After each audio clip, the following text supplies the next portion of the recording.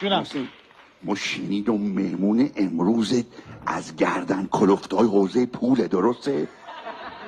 محسن تا اونجا که میشه ازش بکنیم امشبا، تا اونجا که میشه امشب بکنیم. خب نه بزنیم به زخمامون. محسن محسن خرج زیاد رو دستمه. باشه خیلی محسن مالیات اومده برای بخش لبو فروشیم، یورو محسن مالیات یورو بله برای لبو فروشی مالیات اومده تا گردن. محسن دارم تو من خیلی خوب. حالا ایشون متخصص قرار نیست که هر چی پول ازش تا اونجا که میشه ازش بکنیم. بکنیم چیه؟ بکنیم چیه اصلا؟ بکن محسن بکن. خیلی خوب آروم باشه. چرا سلام علیک نکردی اصلا؟ همون گفتم باهات مشاوره کنم که یه سلام علیک خیلی گرم.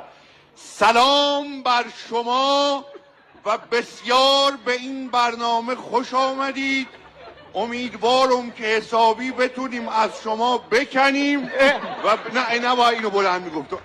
اینو نباید اب نداره نه نشینه میگیره. دوستمونه علیرضا دوستمونه. علیرضا رفیق قرشونه انشالله. تولد فرهادجونه انشالله. فرهادجون آروم. کجا میری؟ بیا بالا. بیا خالی میکنه ها. میگم مراقب باش این دفعه دیگه کمرت خالی کرد.